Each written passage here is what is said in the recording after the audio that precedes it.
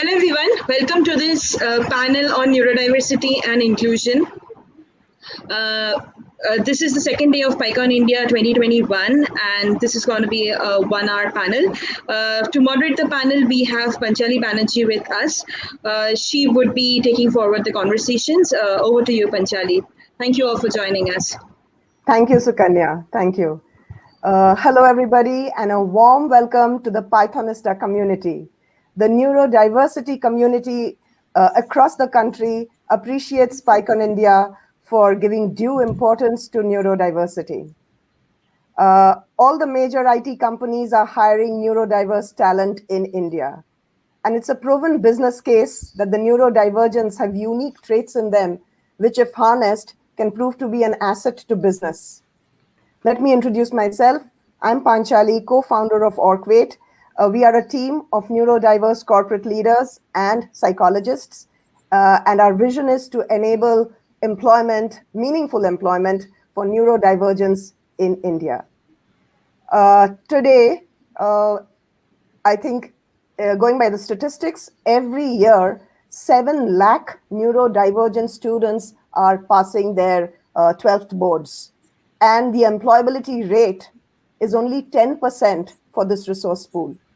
So we hope that our discussion today will strike a chord with the bright techies and they'll figure out ways to build a robust neurodiverse ecosystem which is currently lacking in the country. Today, for the first time ever in India, we are talking about this neurodiversity topic with a panel comprising 100% neurodivergent professionals. And I have 3 amazing personalities with me here today. They have dared to believe that they can make a difference in driving neurodiversity and inclusion in the community. So let me introduce them to you formally. My first panelist is Asha Sreedhar. Asha has completed her associate degree with honors, and she started her career in the United States with the healthcare sector. She moved to India and she took up software testing certifications and enrolled herself with Enable India for the Autism at Work program. She joined SAP Labs and she's been with SAP Labs now for 6 years as a quality associate. Thank you, Asha, for joining us on the panel today. And the second panelist now is Joel S. Godi. Joel is a neurodiversity self-advocate and a thought leader.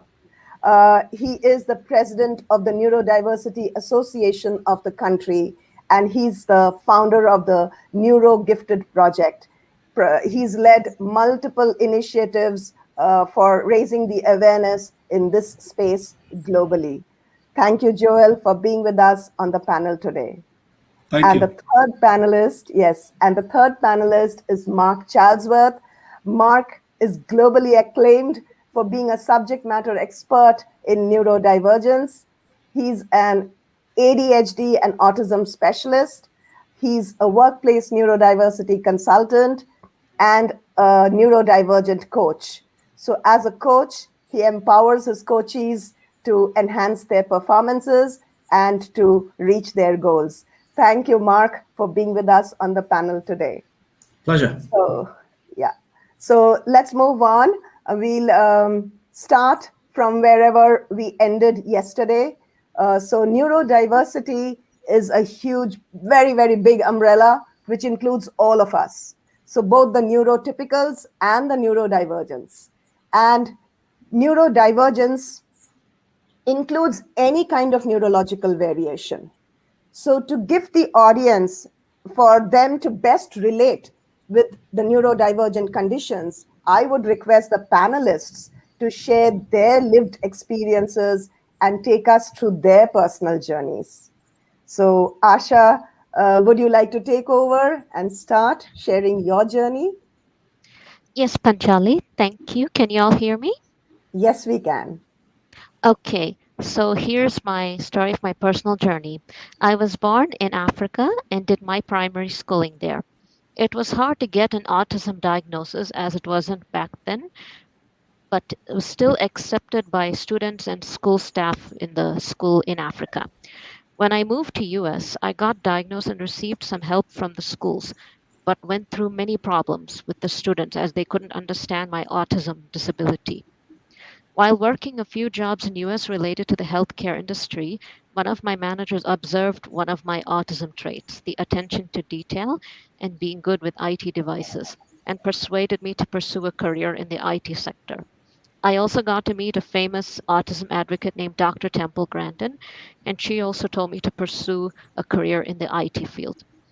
After returning to India, I completed two software testing courses and then joined the Autism at Work program at Enable India and got placed at SAP Labs India, where I am working today as a quality associate. Back to you, Panchali. Thank you. Congratulations, Asha, and thank you for taking us to that journey. I understand, crossing those continents each time, uprooting yourself would have been very challenging. A new country, new culture, right? New friends, new home, Yes. new school. Yes, and you've done well for sure. Thank, Congratulations for that. thank you. Yes, Joel, would you us to take, you take us to that journey of yours?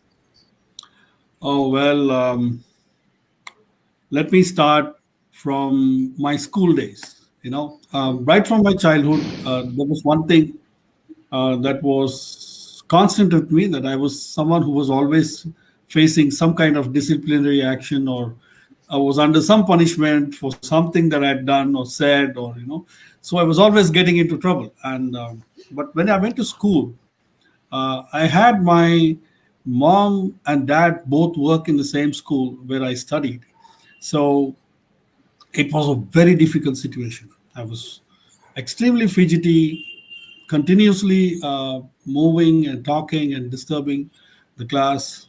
So there were some conditions which I just couldn't stop myself, and even though teachers were tired of punishing me, they had no other option and they couldn't do more than that. And so I was a regular example of what you would say a nightmare in the classroom for any teacher. So, but at the same time, I had this ability to hyper focus suddenly and pick up loads of information and process that information and memorize that information without putting any effort. So I didn't need to study for hours to prepare for my exams or anything like that. But whenever I did focus, it was always one time, and that's it. I read it once, I do it once, and that's over, and I don't need to do it again. So then teachers used to be amazed, for a person who never can't focus for more than a few minutes in the classroom. We can't get his attention for anything. How does he manage to pass his exams? How does he manage to, get through all the other things which other regular students um, are challenged with? So the common thing that was said about me is he has great potential, but only if we can control him. So that was the common thing my parents heard, and everybody used to say, I heard it many times, this guy has great potential. If only he could be controlled, or he could be disciplined, so to speak. So this was my growing up years. It was only much later I came to know that I was ADHD, Asperger's, and dyspraxic. And but by then I was 40 years old, of course discovery changed my life. But then 40 years of trying to fit into the system, 40 years of facing rejection, not only in school, in relationships, at work. uh, it's not easy to accommodate a person with ADHD if you're not aware. If you're not aware and if you're not sensitized to what it is, everything might look like here's a confused person who can't sit straight, can't think straight. He's always fumbling and mumbling and forgetting things, random things, and so it can be quite irritating to a person who's next to you. So that's what it is. But now I've discovered, and it's more than 10 years now, and that's changed my entire life. Here I am today. Thank you so much, Thank you. Joel, for taking us through that. I'm sure many of us listening to you were able to relate to some of those experiences, either for themselves or for someone known to them. And yes, I agree with you, Joel, that in most homes, we don't go for a consultation or a diagnosis unless we reach, our personal lives are disrupted. Till that point, we don't go for a diagnosis. Yes, Joel, thanks a lot. Mark, will you please share your journey with neurodivergence with us? Yes, hello. I collect these conditions like panini stickers. I've got ADHD, autism spectrum, brackets Asperger's. I've got PTSD, epilepsy, and had in the past depression, which goes hand in hand.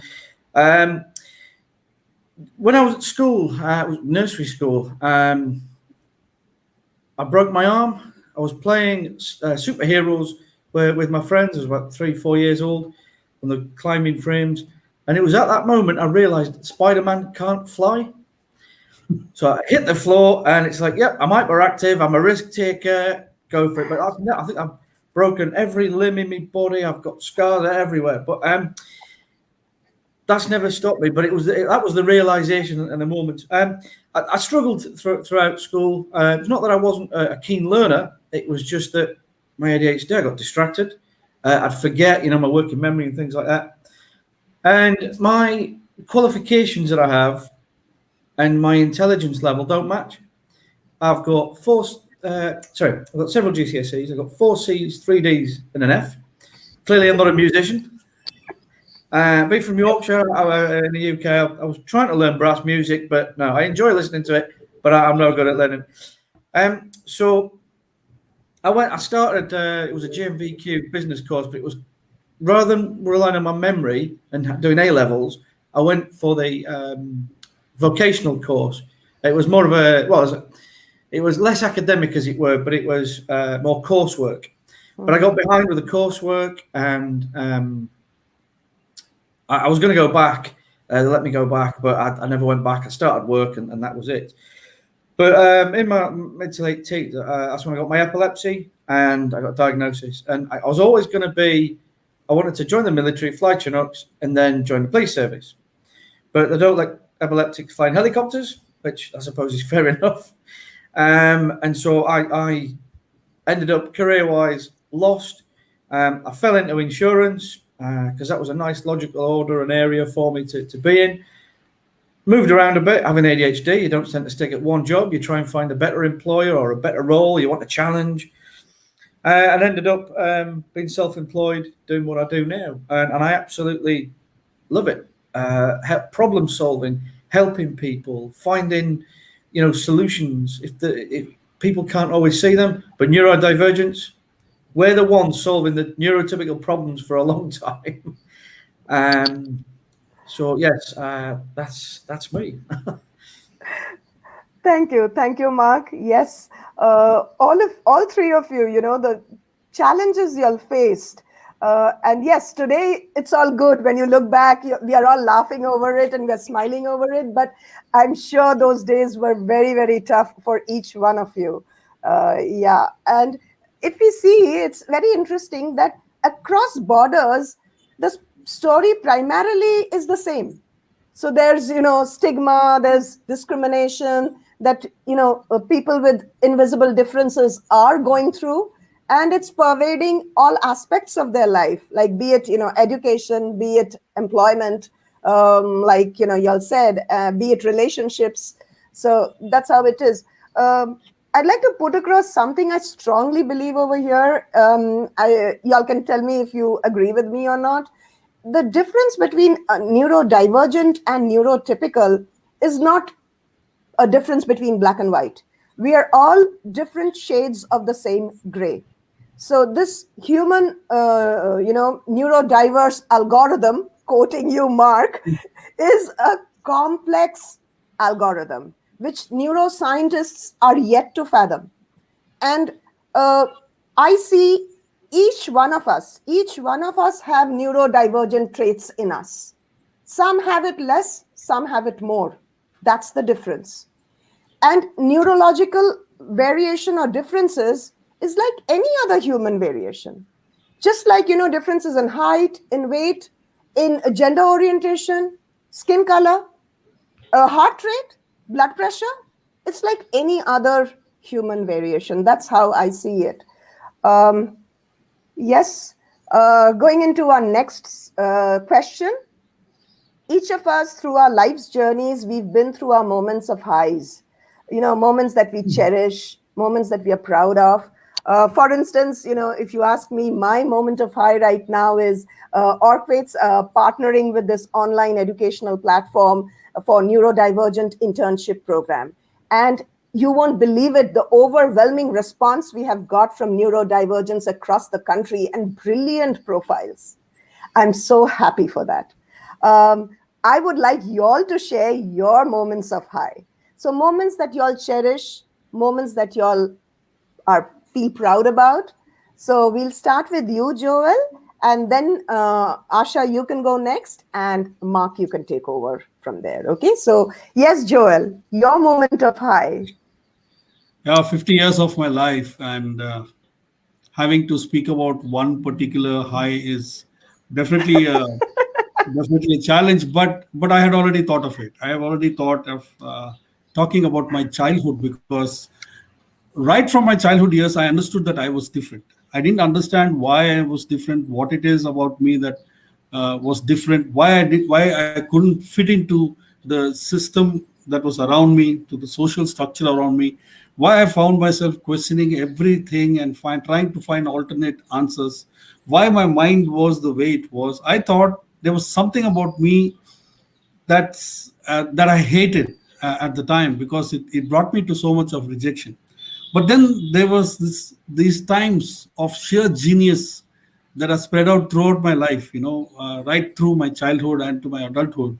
And these events kept my confidence and kept my faith in myself that no, I can't be a reject. There must be some explanation to this.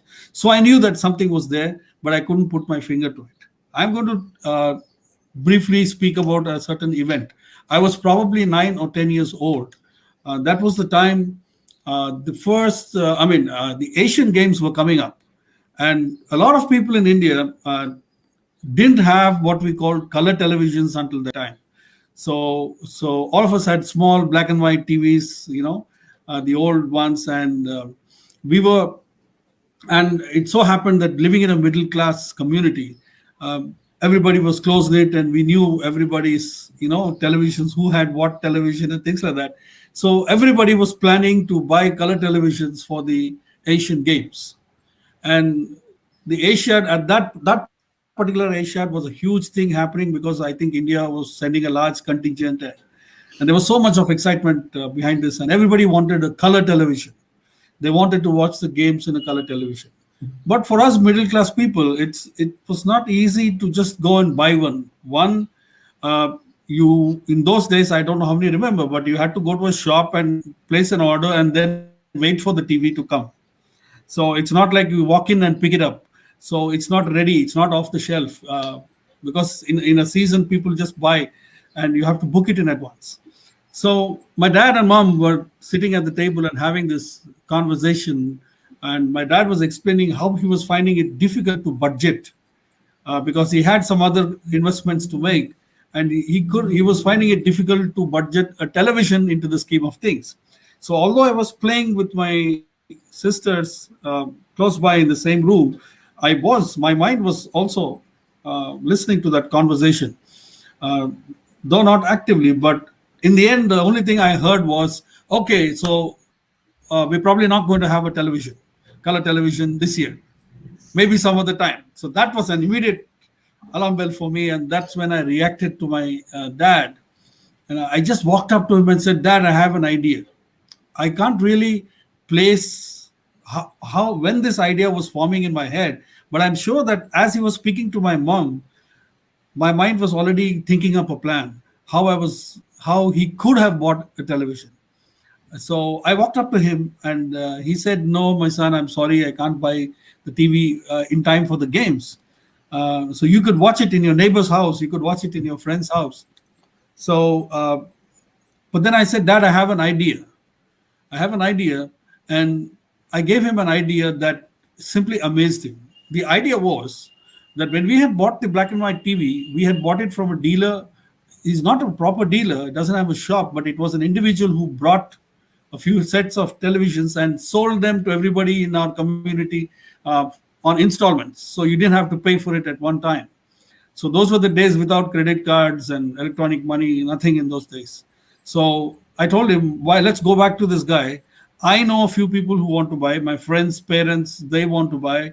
I'm sure we in our community, a few of us want to buy these color TVs. So let's go to him and tell him to get color TVs and we'll buy them on installment. So my dad was shocked. He said, I don't know if I can approach this man like this. But then they did because the idea was so good. And what actually happened finally was a lot of us bought color TVs in my colony. And the dealer was very happy. He made a good handsome profit. My dad was happy because he didn't have to stretch his finances too much. So throughout my life, I have these times of sheer genius coming out. I don't know from where, but it's definitely because of my out of the box thinking. It's definitely, but this kind of out of box thinking that is a signature trait of ADHD, if I may say that, it also can get you into a lot of trouble because you're thinking ahead and somebody is talking to you right now about something and you have already taken that conversation 10 steps ahead and pop comes the question from there. And this person has no clue where that question had come from because, we haven't yet reached that place in the conversation. So ADHD can get you into a lot of trouble, but also can give you some conditions and traits that can be really appreciated. And I have a lot to talk about. Thanks, Joel, for sharing that very cute little story about your childhood, about that little boy, and the aha moment for the little boy when his parents kind of appreciated him, and a big wow to all of us hearing this story, that how that little boy was able to connect that distant dot somewhere and get that solution. Amazing. And of course, I'd like to put across to the audience here that something I realized while Joel was talking, he being the president of the Neurodiversity Association of the country, a lot of highs in his life for sure, but he chose to narrate this simple story of his childhood, which speaks volumes about him as a person. So, his gentleness, his humility, and his genuineness. These are also qualities of the neurodivergent. All right. Thanks, Joel. Over to you, Asha. Your high stories, high times. Yes, tell us. Okay, thank you, Panchali. So I never dreamed of a day of advocating autism for United Nations, UNESCO, as I felt they were very prestigious and hard to get into them. My story is published on the UNESCO website. So this is how it started of getting into UNESCO, my story. A colleague from the Rotary Abilities Club sent an email stating that UNESCO is wanting stories for development from individuals with disabilities. So the club members reached out to me and asked me to try and submit my story since I have autism, and they said it will help to spread autism awareness in this platform. I followed the directions as per the UNESCO website and wrote my story, which got published on the UNESCO website. It came out very nicely. I shared with a couple of colleagues and they are admiring the story and complimenting of how I'm making the company a great place to work and how I'm serving as a role model with autism. They also mentioned that I'm a very brave individual to put my story on UNESCO website. Thank you. Back over to you, Panchali. Thank you, Asha. Yes, congratulations. Super wows, super wows. And yes, I do agree that very proud moments for sure. And yes. Just a question to you. When you got this news, like, you're going to be on the panel for this UN event, did you feel nervous? You felt proud, you felt happy. It came as a shock. But did you feel nervous or, anxious?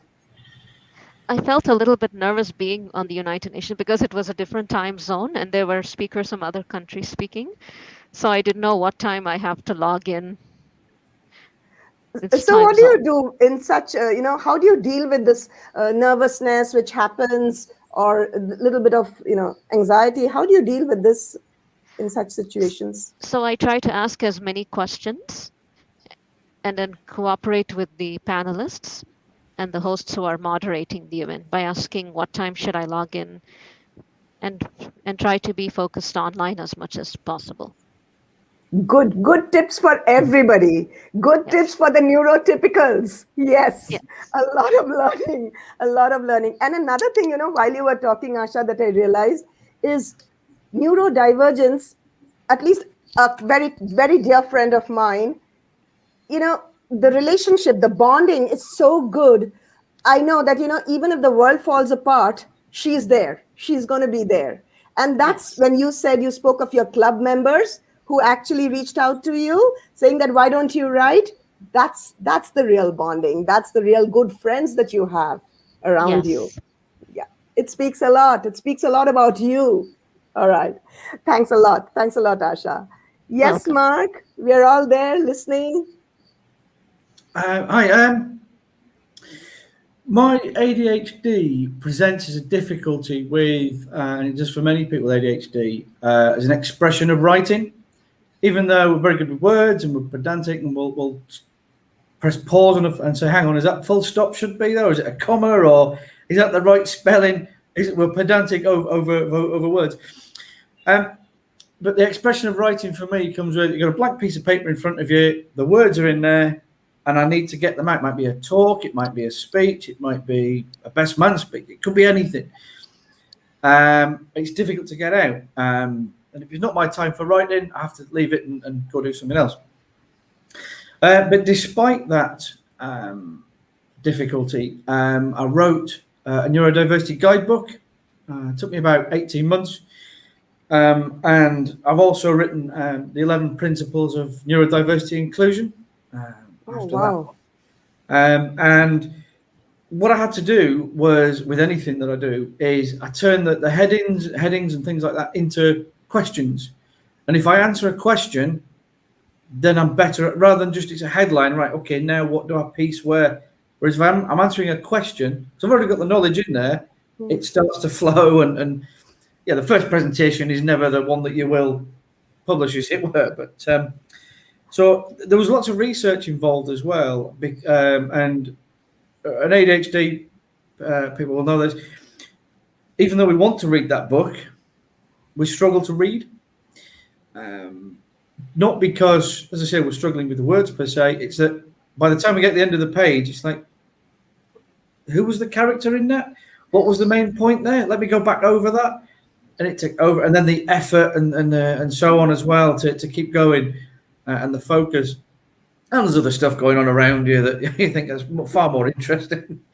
And so, yeah, I think that was one of the greatest achievements. All right. Congratulations. Yes, fantastic. You know what? I think the audience here almost, I'm sure more than the majority, 50%, or I think close to 70, 80% would actually have the dreams that you had. One is quit the job and start something of my own, my own venture. We all dream about that, but very few can actually do it. You did that, number one, which you told us in the last, previous story of yours when you were sharing that journey, moving from insurance to your own venture. And this was the second achievement that you mentioned, writing your own book, authoring your book. We all have those dreams, but none of us can really, realize those dreams in one lifetime. And you've done both. Remarkable. So your own venture and 2 books. Wow. So are these books what? E-books or? Yes, they're e-books. They're e-books. And what's the price? Free gratis. Oh, wow. Absolutely free. Now, the reason they're free, the cheeky marketing tools. But let's hear about it. Why did you offer it free of cost? What's the reason? Well, initially, it was going to be just as an extra, as I did when I delivered a course. It was like, oh, there you go, there's a handout. And then I thought, I need to do some good marketing here. And I pieced it all together and research and things. And I could sell it. But by the time I've put all the effort into selling it, I need to then also fund some marketing. So I thought I'll merge the two. It's going to cost me. And I've had quite a bit of interest, actually, as a result of that book. So what I've earned out of the book, minus that effort, it's a paper. And I want to help people as well. I want to there's a lot of, the employment rate here in the UK is less than 20% of neurodivergents are employed. Whereas if you don't have any kind of condition, it's 80% employed. And then if you have a heart condition, or if you've got you're in a wheelchair or something, it's in the 60s, that you're employed. The bottom two groups, 37% of epileptics are employed, and less than 20% of those with neurodivergence, or if you've got depression, that sort of condition. True, that employability rate is, the numbers don't matter, but it's very, very low across continents. Yeah, yes, globally. And that is, right. Yeah. And that is where, we need to do something about it. And I'm so glad y'all are, all three of you are driving that so well. Yes, so remarkable achievements, amazing stories. And yes, my advice to the audience here, that after the session is over, quickly log into Mark Charlesworth. What's the book called, Mark, once again? It's markcharlesworth.org, and it's a neurodiversity guidebook. Okay, neurodiversity guidebook.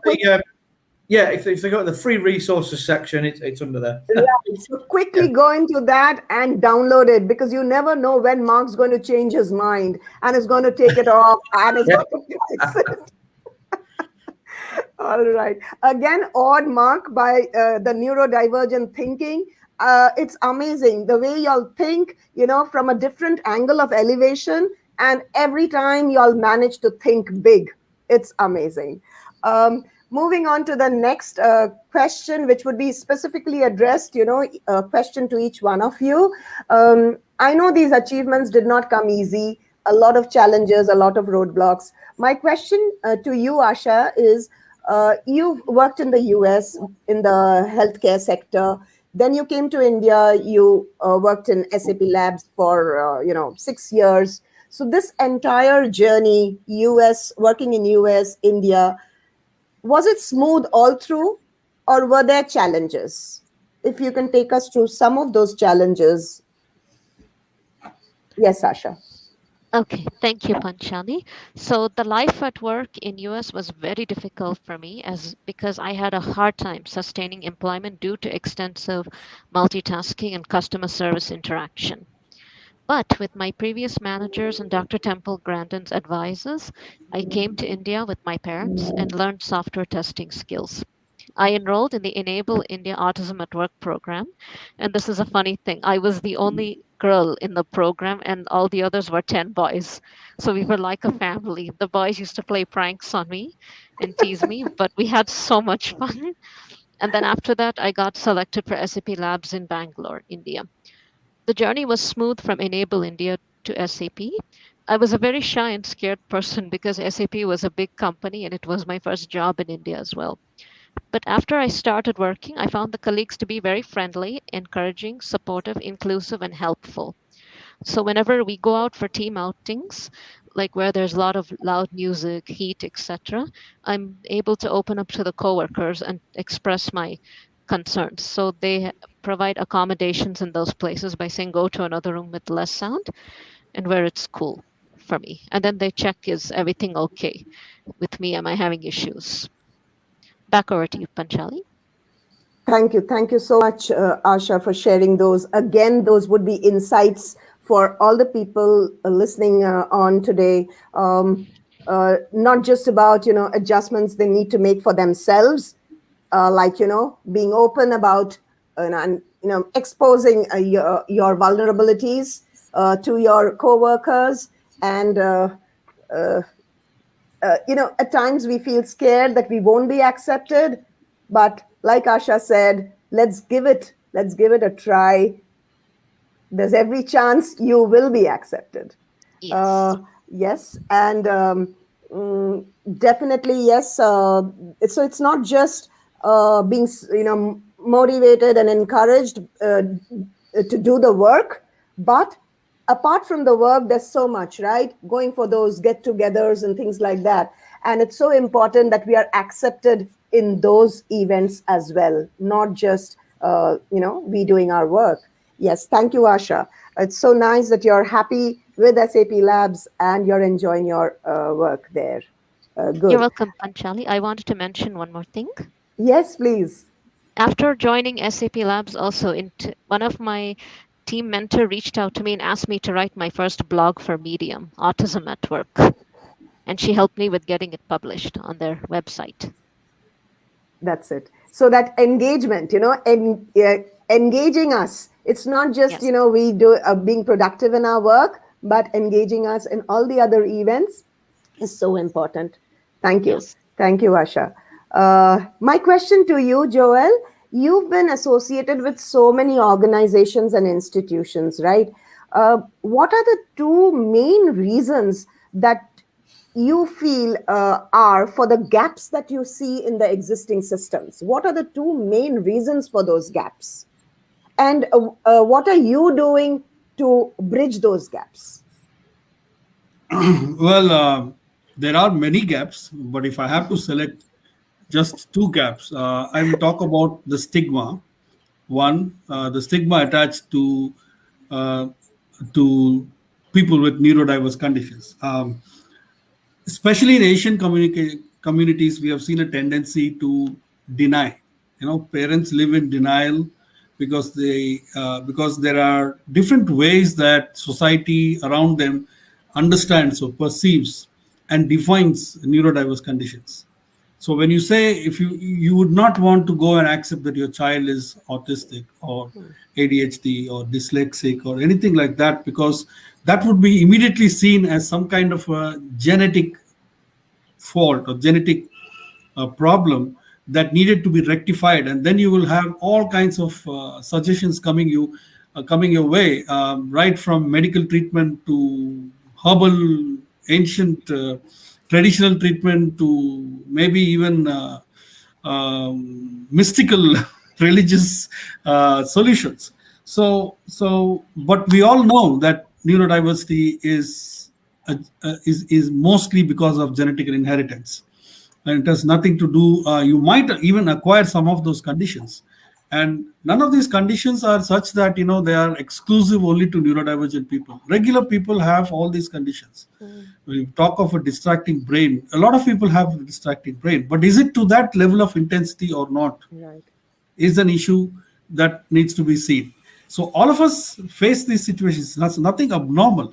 But to look at people who have these conditions and then stims are associated with it, and all the other defense and coping mechanisms that they develop, like me, it's very difficult now at the age 50 plus for someone to immediately understand that I am neurodivergent, because over the years, I have disguised myself so well. I have learned to mask myself so well that it's very difficult. And only when you catch me in a particular situation will you be able to immediately, and that too if you are aware. So there is a lot of stigma attached. So one of the gaps there is we need a lot of people to speak, appreciate the strengths of neurodiverse individuals. We need to highlight and take the strength model forward. So that is one big gap that exists. Now, it's the same across different countries. It's not just limited to India.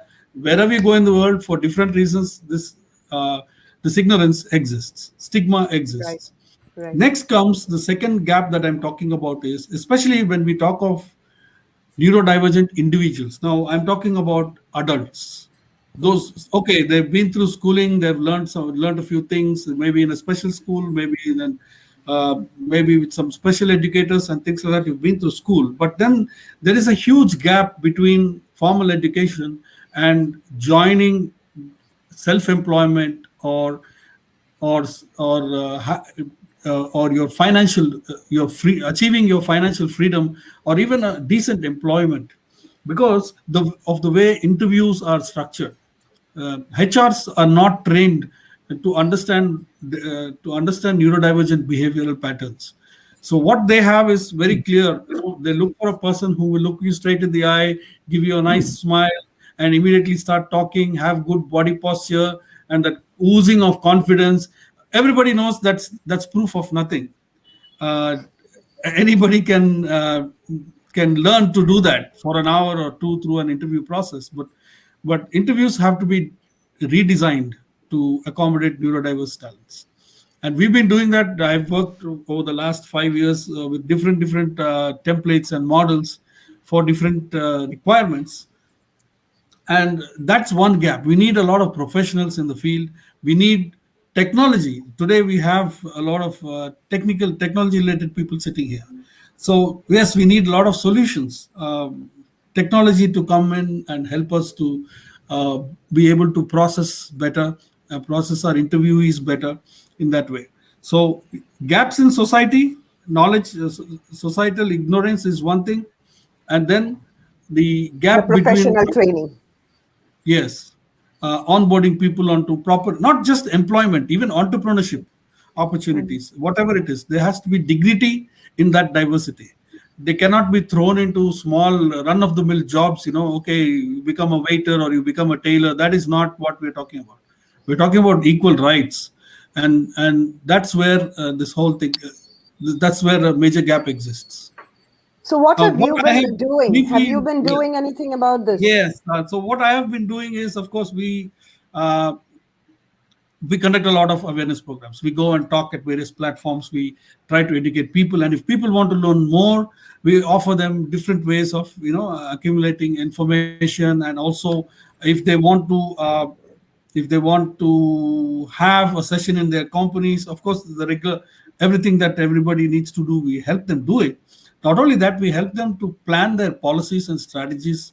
If it is a company, if it is an individual, we help them to map their careers and see how it goes and what are the best options for them. So I'm working with Mark also to create an international course for creating neurodiverse professionals. So that is something that doesn't exist. Of course, you might call it very ambitious, just for 2 or 3 people to go do it, but we are responding to the need. It's not a personal. It's not something we're doing for a career graph. This is very personal, and as part of our activism, we are going and addressing a need that will hopefully plug the gaps in the systems. Absolutely. It's going to be a milestone. It's going to be a milestone in the neurodiversity inclusion movement. If you have these courses that you're talking about, fantastic. So when do you think you'll be able to launch it? Yeah, we will enter courses. 2022 with the courses. Yes, Mark? Wow. Yeah. Wow. Yeah. All the best. All the best wishes to you, Joel and Mark, for putting that together. It will mean a lot across the world, those courses. Yes. So many people would be professionally trained on, making those workplaces inclusive, and with every aspect, not just hiring. So hiring, integration, all of it. Fantastic. Yes, Mark, my question to you. You've been an ADHD and autism specialist, right? A neurodivergent coach as well. So you get so many clients, neurodivergents, who come to you with their concerns. Can you share a couple of neurodivergence concerns that you have, addressed, and how have you addressed them? When I was coaching somebody, there were a corporate or a senior project manager, and they were looking after a particular product and the label, and their project was updating that label, and they had to discuss with lots of different teams. So there was legal, there was compliance, there was a marketing department, there was everybody else, and they have ADHD, and convinced to have other conditions, but they didn't want to disclose. They're very, very private. And so eventually I managed to help them get disclosed, because there was a lot of friction at work because they hadn't disclosed their condition. Not everybody wants to, not everyone knows how to, and so on. And as soon as I'd helped that person share that information with her immediate colleagues, they were like, right, I thought there was something, but obviously we're not allowed to ask, and so on. And they couldn't get more helpful. And she's since gone on to get a promotion. So that's good. Wow. Because I think sharing is caring, and if you just let people know who you are and be your authentic self, I think that's half the battle. Sorry, I didn't start my clock off, so you'll have to keep me on time. That's okay. We have time. Another example. Actually, I'll give you it's an old story, but it's my story. I was working for Norwich Union, or Aviva as it is now, a good few years ago, and it was before I got diagnosed. We're analysing claims histories on an individual basis to see whether or not to increase or decrease terms, keep the same, or pass the fraud team. And I was doing about 12 cases a day. My colleagues were doing about 18 a day. And nobody came to me to say there was anything wrong with my work. Nobody went to my colleagues to say, hang on, you're rushing that work. And I couldn't work out. And then we were trying to work out, why am I doing so only 12 and they're doing 18? And it transpired because of my working memory with ADHD, undiagnosed, and I wasn't thinking about it at the time. I was making copious amounts of notes, but my Asperger's meant I made even more detailed notes just in case somebody came back to me to say, Mark, can you justify that decision? Because tomorrow I'd have dealt with another 12 and I'll be like, I can't, I'll have to do it again. And nobody in the end actually came to any of us to say, can you justify that decision? So it was a waste of time anyway. But everybody's capable of their own 100%. And in that case, mine was 12, my colleagues was 18. And same with this lady I was coaching and in other places.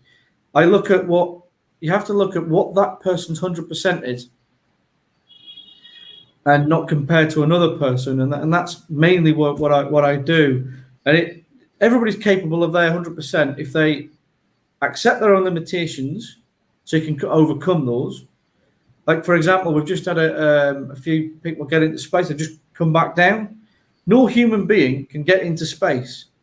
We don't have the breathing equipment. We don't have, a condor can fly. We can't. But if you know your limitations, you can then overcome them, and you can build on them. And confidence, training, confidence by other people. You may be really confident to do it, and to know, like, all right, that's not the right path. Willingness to learn and so on. So we're all capable of anything.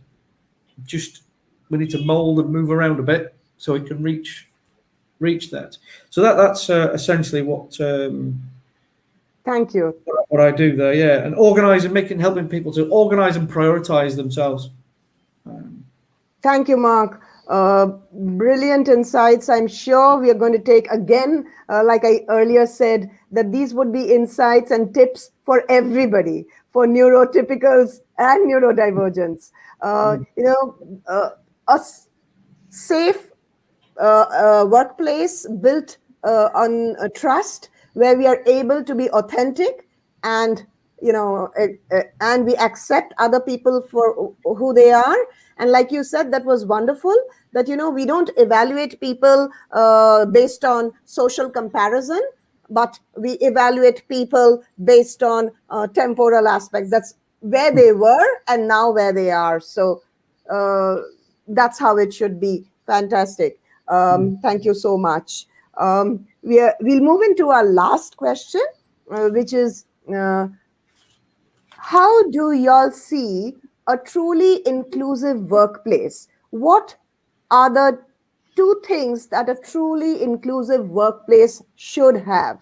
Okay, so each of you, I'm going to ask for 2 points. Now, how we are going to do it?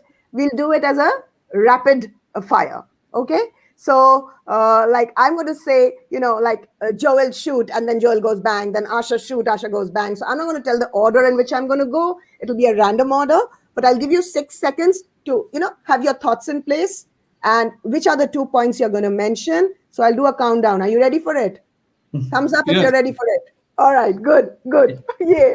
Okay. So 6, 5, 4, 3, 2, 1, start. Asha, shoot. A truly inclusive workplace is where each person is acknowledged for being who they are and appreciated for their contribution. Fantastic. Mark, shoot.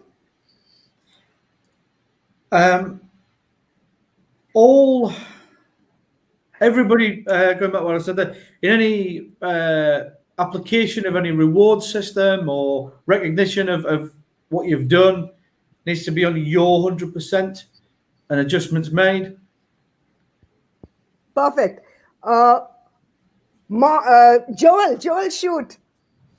Yeah, well, I think one of the key things that we need to do for more inclusion, especially for neurodivergence in the workplace, is the creation of safe or safety zones. A safe zone could be a place that a person can retreat to refresh themselves, or even to avoid sensory overwhelming, whether it is because of sound or light or noise or whatever it is.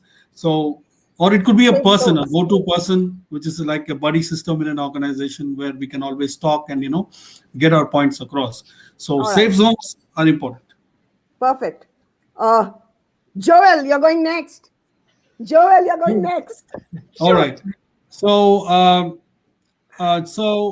of course, there has to be, these are all tactical things, whatever we're saying about safe zones and all. But there has to be, at the strategy level, at the very top, a company should have a fixed language and a fixed approach. They have to create policies to accommodate neurodivergent individuals. Managers can only do so much. Center heads can only do so much, but there has to be uniformity across all the segments of a given organization. So it has to be something right at the top. There has to be policy change right in place. Yes. Perfect. Asha, shoot.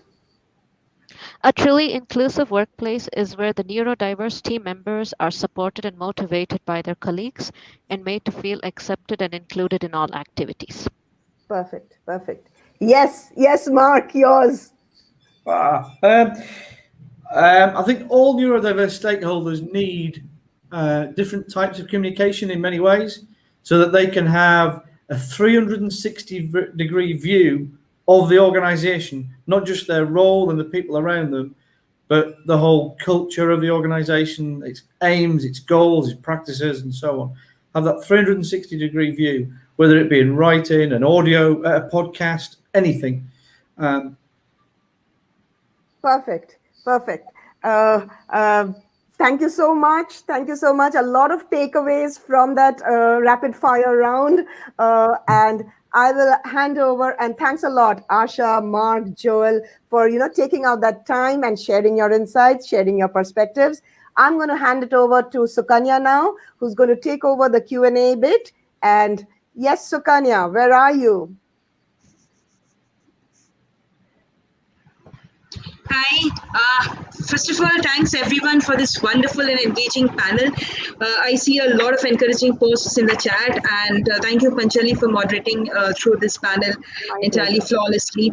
We do have a few questions, but maybe we can take a couple of them right now. And of course, all of you would be hanging on the backstage tulip if there are any further questions, so people can post in there.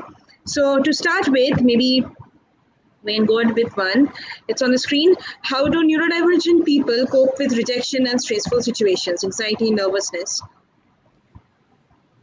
Who would want to take it?